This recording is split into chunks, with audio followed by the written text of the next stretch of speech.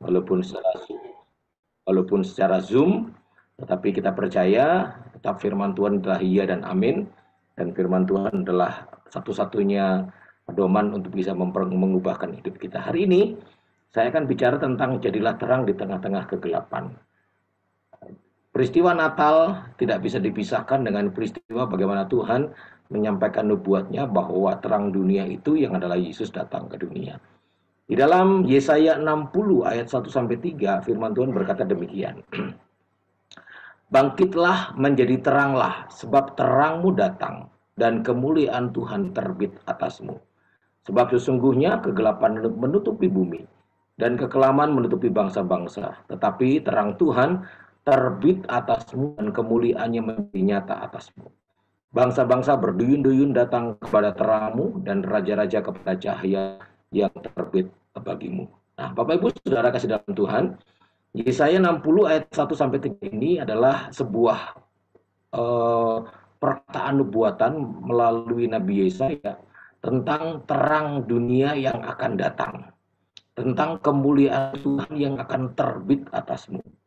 Dan terang dunia yang akan datang, terang dunia yang akan datang dan kemuliaan Tuhan yang akan terbit atasmu ditujukan kepada bangsa Israel. Ini adalah berbicara tentang sebuah nubuatan kabar baik, sebuah nubuatan tentang terjadinya pemulihan. Kita tahu bangsa Israel pada saat itu sedang dalam masa kekelaman. Bangsa Israel sedang dalam masa di mana mereka dihukum. Mereka dalam kondisi yang sangat-sangat kelam. Dan nubuatan ini disampaikan oleh Nabi Yesaya merupakan sebuah kabar baik tentunya buat mereka bahwa terang Tuhan, kemuliaan Tuhan akan terbit atasmu. Artinya mereka akan mengalami yang namanya sebuah perubahan. Akan mengalami yang namanya sebuah pemulihan yang akan dinyatakan oleh Tuhan. Nubuatan tentang sebuah kabar baik.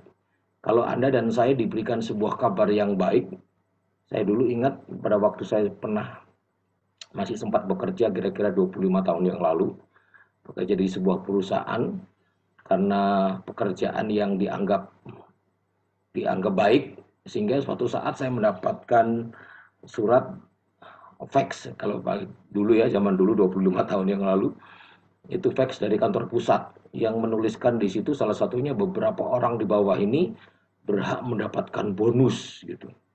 Termasuk di dalamnya namanya Dadang Dinanto. Waduh, itu sebuah kabar baik buat saya itu. Walaupun itu akan saya terima 3 bulan lagi, tapi senangnya luar biasa.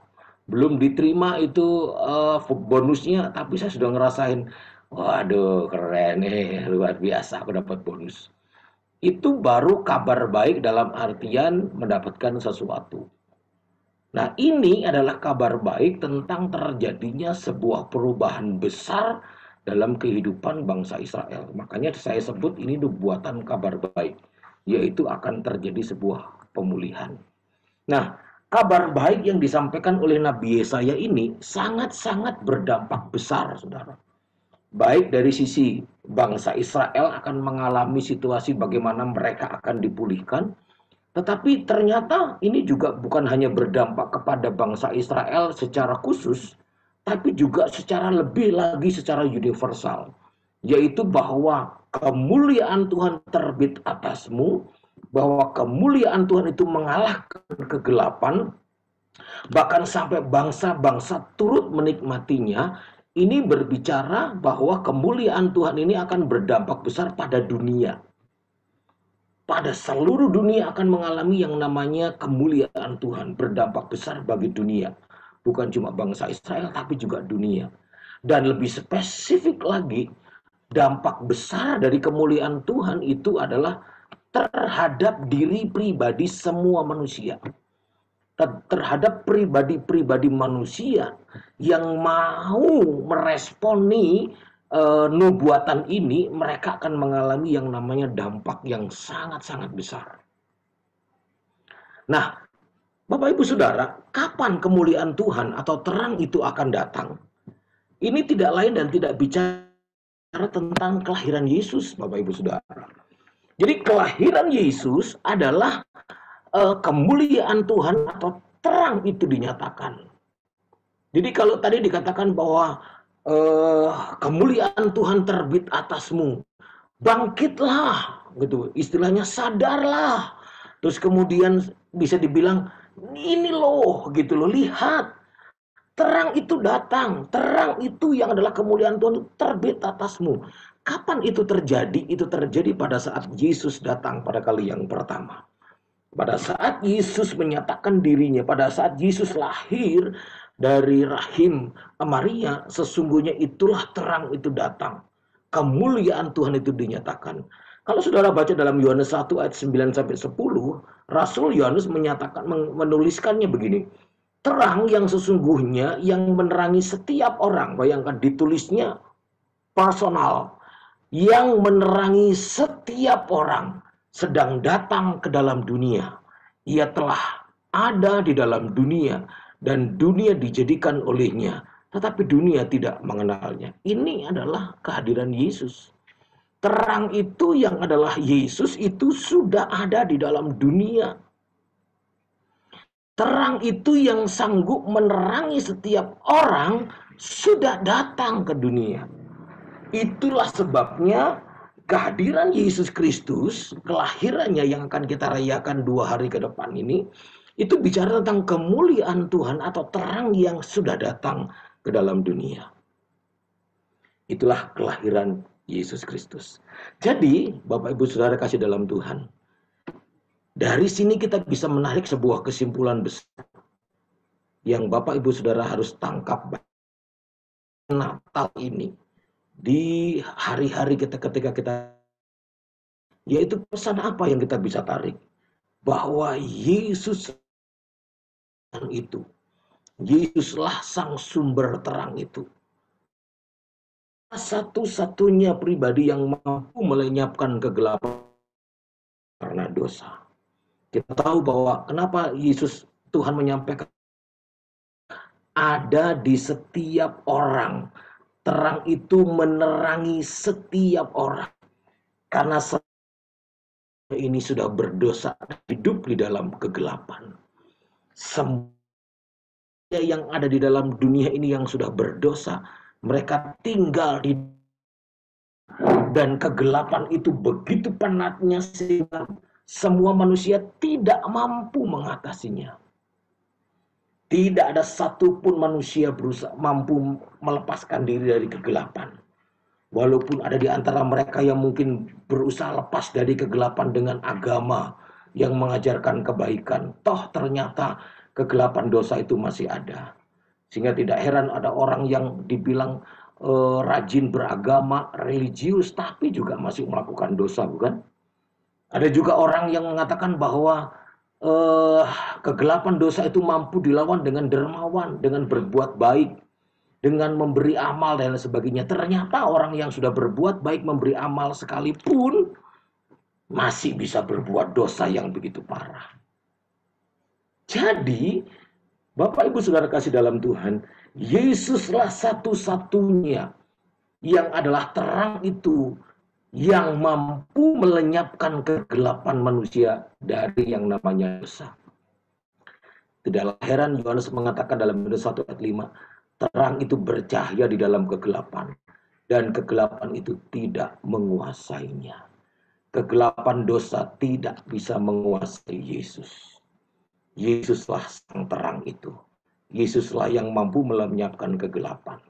Jadi Bapak Ibu Saudara yang dikasih dalam Tuhan, perhatikan baik-baik. Jadilah terang di tengah-tengah kegelapan, itu akan menjadi bagian, akan menjadi hal yang penting yang harus kita, yang mampu kita lakukan. Tapi saudara harus tahu baik-baik, sadari baik-baik, segelap apapun hidup kita, segelap apapun perjalanan hidup kita, segelap apapun masa depan kita, dan orang mungkin berkata gelap dan gak mungkin bisa dilepas dari kegelapan. Kegelapan itu akan sirna dan berubah menjadi terang saat kita menerima Yesus sang terang kemuliaan itu. Sekali lagi saudara ya, saya tidak mau menghakimi, tetapi siapapun kita pasti pernah mengalami yang namanya kegelapan. segelap apapun hidup kita. Tadi saya bicara dengan Pak Cornelius tentang pelayanan di penjara. Kebetulan saya dipercaya Tuhan boleh melayani di penjara belum lama, baru 20 tahun, Saudara. Baru 20 tahun ini saya keluar masuk bolak-balik penjara, kadang-kadang hampir setiap minggu. Saya ketemu dengan orang-orang yang nggak ada harapan di sana. Saya ketemu dengan orang-orang yang merasa hidupnya sudah ada dalam kegelapan dan di tempat yang paling gelap. Bahkan mereka melihat masa depannya itu masa depan yang penuh dengan gelap. Tapi apa yang terjadi? Ketika mereka percaya kepada Yesus, kegelapan itu akan sirna dan berubah menjadi terang. Saat apa? Saat menerima Yesus, sang terang kemuliaan itu. Jadi Bapak Ibu Saudara, apapun keadaan kita, kita akan mampu menjadi terang di tengah-tengah kegelapan kalau kita mengizinkan Yesus lahir di hati kita. Saya tidak punya waktu untuk banyak bersaksi kepada Bapak Ibu Saudara tentang kehidupan saya. Tetapi kalau Bapak Ibu Saudara tahu, saya punya latar belakang. Kalau dari nanya pasti bukan orang yang Kristen sejak lahir tentunya ya. Ya betul, saya bukan orang Kristen yang sejak lahir sudah Kristen. Saya dari sebelumnya dari agama seberang. Hidup saya kacau balau, hidup saya sepertinya nggak ada terang-terangnya lah. Dan sejak dari kecil saya gelap saja, gitu. Karena saya berpikir ketika saya harus hidup dibuang di sebuah panti asuhan di Malang, Jawa Timur sana. Bagi saya hidup saya sudah gelap. Bagi saya masa depan sudah gelap.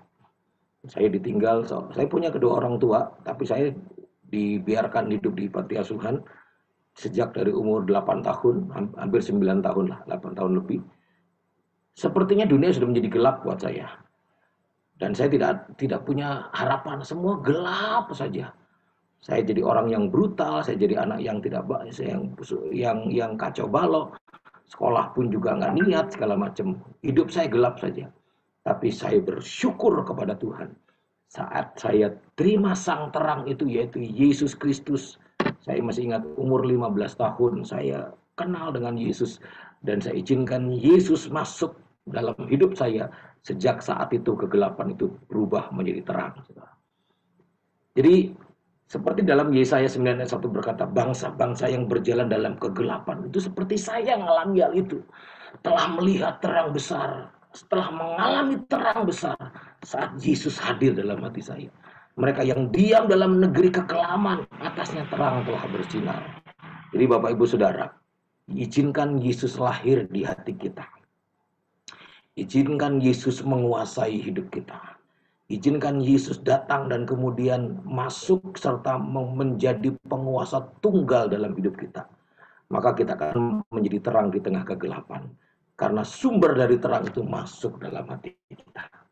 Kita akan mampu menjadi terang bagi dunia yang penuh dengan kegelapan.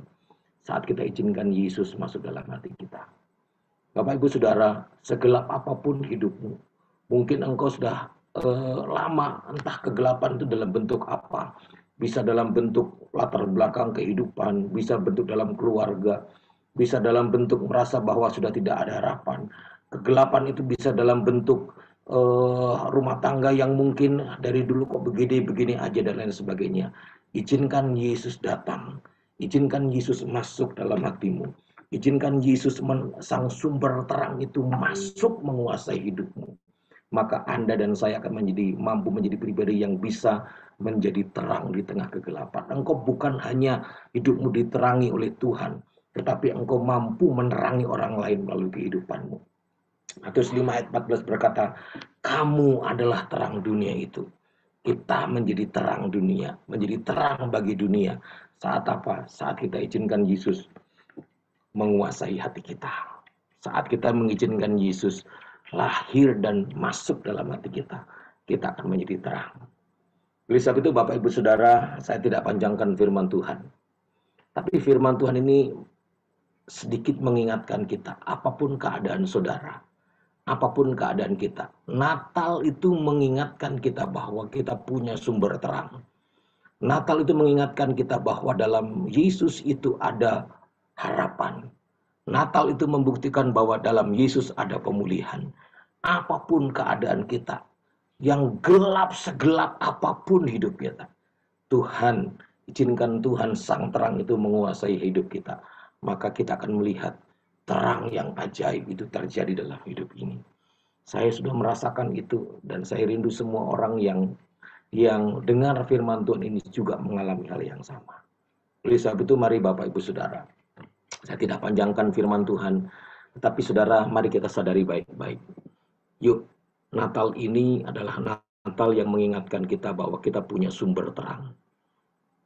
Kita sudah tidak lagi ada di dalam kegelapan. Kita sudah ada di dalam terang itu. Mari kita tundukkan kepala, dan saya ingin berdoa buat Bapak Ibu Saudara. Kami bersyukur kami punya Yesus yang adalah terang itu, Tuhan.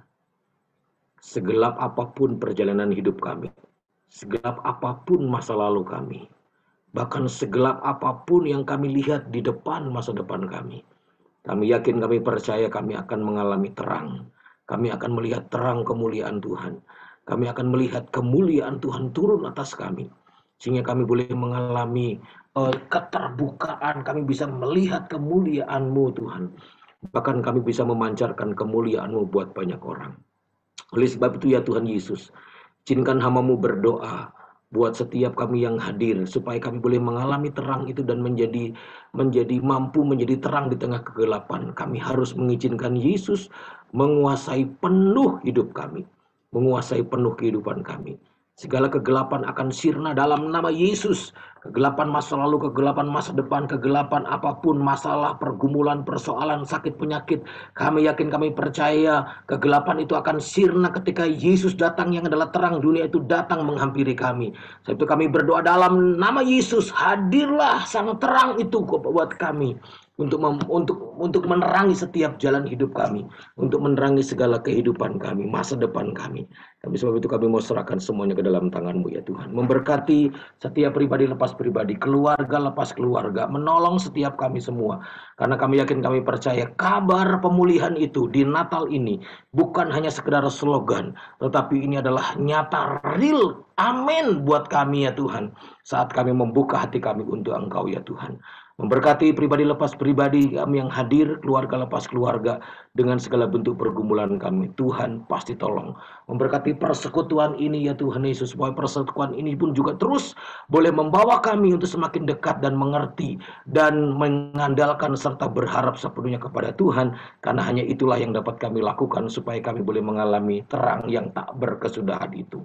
Kami berdoa Tuhan Yesus buat kesehatan para direksi dan juga karyawan ya Tuhan, memberkati mereka semua dengan kesehatan, kekuatan, jauhkan dari segala bentuk sakit penyakit, bahkan memberkati kelangsungan perusahaan ini Tuhan, dalam nama Yesus. Kami mohon kepada kiranya Engkau yang memberkati perusahaan ini, memberkati semua orang-orang yang bekerja dari direksi sampai seluruh karyawan. Kami berdoa dalam nama Tuhan Yesus, limpahkan berkat-Mu atas mereka dan buat mereka boleh melihat kemuliaan-Mu dan mengalami secara nyata kemuliaan Tuhan. Terima kasih Bapa di surga, kami bersyukur buat firman-Mu, dan kami terus berdoa supaya karya Tuhan semakin nyata dalam kehidupan setiap pribadi lepas pribadi kami semua. Terima kasih Bapa di surga, terima kasih Yesus Tuhan. Mari Bapak Ibu Saudara, kita angkat kedua belah tangan kita. Biarlah berkat dan anugerah dari Bapa di surga, cinta kasih dan kasih sayang dari Tuhan Yesus, persekutuan yang ini dengan Roh Kudus akan memberkati, melimpahi setiap kita semuanya, sehingga kita menjadi terang yang mampu memancarkan terang itu kepada banyak orang. Kita menjadi orang-orang yang diberkati dan memberkati orang. Kita menjadi orang-orang yang mempermuliakan nama Tuhan dimanapun kita berada, dari hari ini, besok, bahkan sampai selama-lamanya. Di dalam nama Tuhan Yesus Kristus. Haleluya, haleluya. Amin. Tuhan Yesus memberkati. Saya serahkan kepada Bapak Cornelius atau siapa? Silakan.